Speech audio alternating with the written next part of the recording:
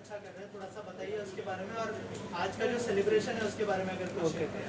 Thank you. So basically we all are here gathered, हम इसलिए हुए हैं क्योंकि ताज इंडिया ग्रुप ने पिछले साल हमने फूड में अपने जूसेस के सेक्टर में particularly for the HSN code 22029920 पे हमने top 4, we are among the top 4 exporters in India, और हमने यूरोप और अफ्रीका जूस दिया है।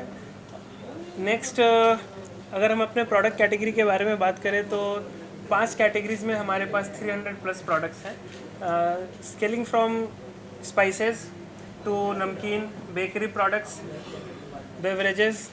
सो 300 प्लस प्रोडक्ट्स हो गए। यूरोप में हमने पोलैंड में दे दिया। और नेक्स्ट हमारा जो विज़न है जिस पे हम काम करना चाहते हैं, me and my partner mister Harpreet Singh there in Poland, हमारा है कि हम एक फूड पार्क लगाना चाहते हैं, और फूड पार्क में हमारी खुद की अपनी मैन्युफैक्चरिंग यूनिट हो, हर कैटेगरी के प्रोडक्ट के लिए अपनी अपनी एक इंडिविजुअल मैन्युफैक्चरिंग यूनिट हो, सो दैट जो हमारा कमिंग डिमांड है उसको हम फुलफ़िल कर पाएँ, और इंडिया में जो लोग लोकल लोग हैं उनको एम्पावरमेंट और जॉब हम जनरेट करके दे पाएँ। ये हमारा विज़न है, Indian authenticity but connecting global, this is what we are aiming for, और हम इस तरफ ही बढ़ना चाहते हैं। और क्या यूएसपी है आपके प्रोडक्ट्स की, उसके बारे में भी कुछ So, बताइए, कैसे ये अलग करते हैं सारे। हमारे सारे प्रोडक्ट्स जो हैं वो यूरोपियन बेस्ड स्टैंडर्ड पे बने हुए हैं, बिकॉज हमने पहला अपना जो बिज़नेस स्टार्ट किया वो यूरोप के लिए करा, तो यूरोपियन स्टैंडर्ड के बेंचमार्क पे बना हुआ है। तो जो भी फूड के क्लासेस हैं, प्रिजर्वेटिव्स के क्लासेस जो हम भी यूज़ करते हैं, वो उनके गाइडलाइंस के हिसाब से है, और जो यूरोपियन स्टैंडर्ड है वो उच्चतम दर्जे का उनका स्टैंडर्ड बना हुआ है। तो बाय डिफ़ॉल्ट ही हमारा जो प्रोडक्ट का स्टैंडर्ड क्वालिटी होता है वो अपग्रेड हो जाता है। प्लस हम जो भी प्रोडक्ट्स यूज़ करते हैं वो जेन्युइनली इंडिया में ही जो सोर्स किए हुए प्रोडक्ट्स हैं, हम बाहर से कोई प्रोडक्ट लेते नहीं हैं, और उसको ही यूज़ करते हैं और उससे हम अपना प्रोडक्ट बनाते हैं। प्रोडक्ट की क्वालिटी बोले तो जूस के बारे में अगर मैं बोलूँ तो हमारा पल्प बेस्ड जूसेस है, वी डोंट यूज़ कॉन्सनट्रेट्स, हम कॉन्सनट्रेट्स यूज़ नहीं करते। हैंडमेड बिस्किट्स हैं, हम जो भी ऑयल यूज़ करते हैं सब इंडिया में ही सोर्स किए हुए हाई क्वालिटी प्रोडक्ट्स हम बिल्ड करते हैं। आपने जब शुरुआत की थी क्या क्या चैलेंजेस आए थे उसके बारे में कुछ अगर so when we started, challenges तो बहुत थे, लेकिन चैलेंज एक ऐसी चीज़ है जब तक हम उसे पार नहीं करेंगे, हम आगे जो हम बढ़ना चाहते हैं वो तो हर काम में चैलेंज है। आज मैं यहाँ आया, बारिश इतनी हो रही है, ये भी चैलेंज था, बट सबको हम यहाँ आ गए। सो इस तरह से हमारी जर्नी स्टार्ट हुई। एक्सपोर्ट करना था तो एक्सपोर्ट का कोई आइडिया नहीं था, but government, thanks to government, उन्होंने जो पॉलिसीज़ बिल्ड करी है उससे हमें बहुत हेल्प हुआ। आगे भी हम जो प्रोजेक्ट का प्लान कर रहे हैं टू मेक एटलीस्ट कि एक हमारा अपना मिनी फूड पार्क तो हम बना पाएँ। 50 करोड़ का हमारा ये प्रोजेक्ट है, तो उसमें गवर्नमेंट की सब्सिडीज़ पे भी हमारे बात चल रहा है। उनका जो गाइडलाइंस है और जो उनके रूल्स रेगुलेशन है उनको हम अगर मीट करते हैं तो दे हैव एश्योर्ड अस कि हमें उन पर हेल्प मिलेगा। और गवर्नमेंट की तरफ से जैसे आपने बताया कि क्या क्या मतलब कितना इजी हुआ ये प्रोसेस आपके अगर मैं ईजीनेस पे बोलूँ तो अगर जो डॉक्यूमेंटेशन का प्रोसेस है किसी न्यू कमर के लिए, हमें कोई ऑफिस जाना नहीं पड़ा मुझको। अगर इंपोर्ट एक्सपोर्ट का लाइसेंस चाहिए, ऑनलाइन पोर्टल पे आपके लिए अवेलेबल है। प्लस क्लियरेंस का काम ऑनलाइन हो जाता है, सब कुछ हमें डिटेल मिल जाता है। एपिडा के वेबसाइट पे मुझे कनेक्ट मिल जाता है कि कोई ऐसा बायर चाहिए, because a newcomer, what we need is the new business. हमें नया बिजनेस चाहिए, नए लोग चाहिए जिनसे हम कनेक्ट कर पाएँ। तो उसके लिए एक ऑथेंटिक प्लेटफॉर्म गवर्नमेंट ने अच्छा बिल्ड किया हुआ है जहाँ पे हम कनेक्ट हो सकते हैं एपिडा का, उससे अभी हमें बहुत हेल्प मिलता है। इन प्रोडक्ट्स के अलावा और कुछ प्लानिंग है, और कुछ एड-ऑन्स आ रहे हैं या कुछ यूनिक लेके आओगे? हाँ, हमारे पास जो अभी कमिंग अपलाइन प्रोडक्ट्स हैं जिस पे हम वर्क कर रहे हैं वो है इंडिया का स्पेशल टी, जो इंडिया में ही सोर्स होता है और हम उसको एक्सपोर्ट करना चाहते हैं, बाहर के विदेश के देशों में देना चाहते हैं।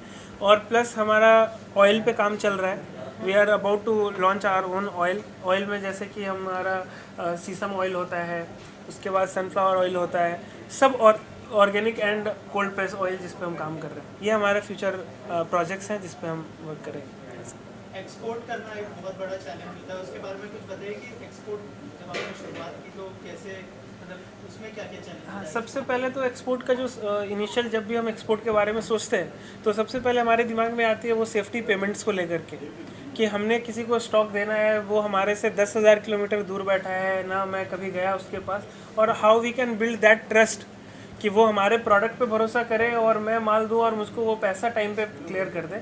इसके लिए गवर्नमेंट ने बहुत अच्छा सेटअप बनाया हुआ है जहाँ पे बैंक को गारंटी मिल जाती है बीच में, और गवर्नमेंट के कुछ कम्युनिटीज़ बने हुए हैं पोर्टल जहाँ पे जिनके थ्रू अगर हम डील करते हैं तो गवर्नमेंट टेक्स द रिस्पॉन्सिबिलिटी कि आपका पैसा कुछ होता है तो वो फिर उसके आगे उस पर काम करती है।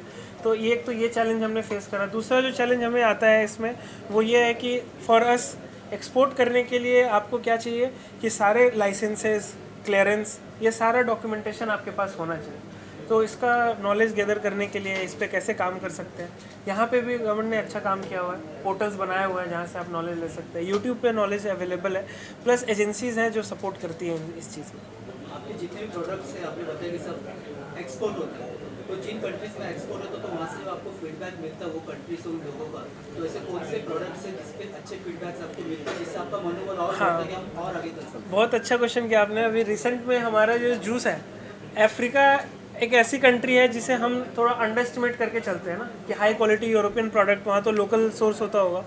बट मैं अपने प्रोडक्ट की बात बताऊँ, हमारा ये जो बॉटल है 1 लीटर का, ये इसलिए ज़्यादा चल रहा है, एक कंटेनर खाली हो गया, बिकॉज ये जो बॉटल की जो क्वालिटी है, लोग फ्रिज में पानी भर के रखने के लिए यूज़ कर रहे हैं। मतलब वहाँ पर कोई ऐसा ब्रांड नहीं है जो इतने अच्छे क्वालिटी का इस रेट पे क्वालिटी प्रोडक्ट दे रहा है बॉटल, सो कि वो रीयूजेबल हो। तो ऐसी ऐसी छोटी छोटी चीज़ें मैं फीडबैक के लिए बोल रहा हूँ जो आपको नहीं पता होता, बट आप when you work on the quality तो वो लोगों को समझ में आ जाती है चीज़। वो प्रोडक्ट देखते ही, छूते ही, फील होते ही समझ में आता है कि they have worked on the quality of the product. तो ये फीडबैक हमारा उधर से। सो इंटरनेशनल मार्केट में अपने प्रोडक्ट्स जैसे जाते हैं, Yes. उनके उनके बेवरेजेस हैं, बहुत से प्रोडक्ट्स हैं, तो अपना प्रोडक्ट्स क्या प्राइस रेंज के बेस से लोग चूज करते हैं या क्या आपको डिफरेंस रीजन राइट इंटरनेशनल क्या बात कर रहे राइट हैं, वहाँ पर क्या चीज़ में अपना प्रोडक्ट आ गया हो, हाँ, उसमें ऐसी okay. क्या चीज़ें हैं? So to be very honest, export की अगर मैं बाहर का डायनेमिक्स बताऊँ तो मेजर प्रोडक्ट्स इंडियन कम्युनिटी के लिए हैं हमारे पास, फर्स्ट ऑफ ऑल। तो जो इंडियन कम्युनिटी के लोग हैं उनके साथ क्या है कि दे आर लाइक कि जो ब्रांड है जो ऑलरेडी वो खाते हैं उसको वो प्रेफर करते हैं, बट एवरीबडी नीड्स न्यू। और क्वालिटी चूँकि हमारी अच्छी है तो पिक करने तक का ही चैलेंज है, but once they pick it up तो वो रेगुलर रिपीट यूज़ में आता है। और that's how we are slow growing, but हमारा रिपीट रेट्स बहुत अच्छा है प्रोडक्ट का। एक बार कोई घर लेकर के जा रहा है तो वो वापस से रिपीट में बोल रहा है कि हमें ये प्रोडक्ट चाहिए आपको। तो इसलिए हमारा रिपीट कंटेनर्स के ऑर्डर्स हैं। तो जिस कंट्री को भी हमने पकड़ा, so we are not like कि we have multiple countries that we are working, but जिस कंट्री में भी मैं काम कर रहा हूँ हमारा मंथ का 2 से 4 कंटेनर का ऑर्डर्स वहाँ से निकल रहा है। So this is the repeatability that we are getting. ये अच्छी बात है हमारे प्रोडक्ट। इंटरनेशनल टैरिफ भी बहुत सारे आजकल टैरिफ वॉर भी चालू है था, हाँ हाँ, उससे कितना इम्पैक्ट पड़ता है? इम्पैक्ट तो है, इम्पैक्ट तो है, बट जो सैंक्शंस एंड टैरिफ जो आप बता रहे हैं उस कंट्री में अभी तक हमने ऐसा दिया नहीं है। यूरोप के साथ थैंक गॉड अभी अच्छा हमारा रिलेशन सब चल रहा है, कोई प्रॉब्लम नहीं है। अफ्रीका भी कोई प्रॉब्लम नहीं है। हाँ, बट वॉर की वजह से बीच बीच में डॉलर के प्राइसेस अप हो जाते हैं। अभी हमारा जो फ्रेट चार्जेस है वो बढ़ जाता है। अभी मेरे पार्टी ये बोलता है कि आपके $15,000 का जूस के लिए $4,000 मैंने पे किया सिर्फ transportation. So how I will be viable, मैं कैसे वहाँ बेच पाऊँगा? तो ये तो डायनेमिक्स ऊपर नीचे चलता रहेगा। भगवान ये करे कि पीस, शांति रहे सभी को, सभी देशों में कोई ऐसा प्रॉब्लम ना हो, ताकि हम भी शांति से अपना बिजनेस करें। सर आने वाले 5 साल में प्रोडक्ट को और आपकी कंपनी को कहाँ देखेंगे? आने वाले 5 साल में तो हम बहुत आगे का हो गया। मैं आने वाले 1 से 1.5 साल के अंदर में हमारा मैन्युफैक्चरिंग यूनिट इंडिया में होगा।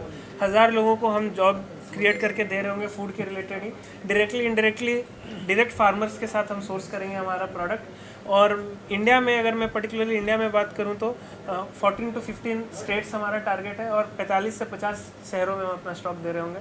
और टर्नओवर अराउंड हमारा कम से कम नहीं भी तो 50 करोड़ के आसपास पर्सनल कंपनी का टर्नओवर होगा आने वाले 1 साल में।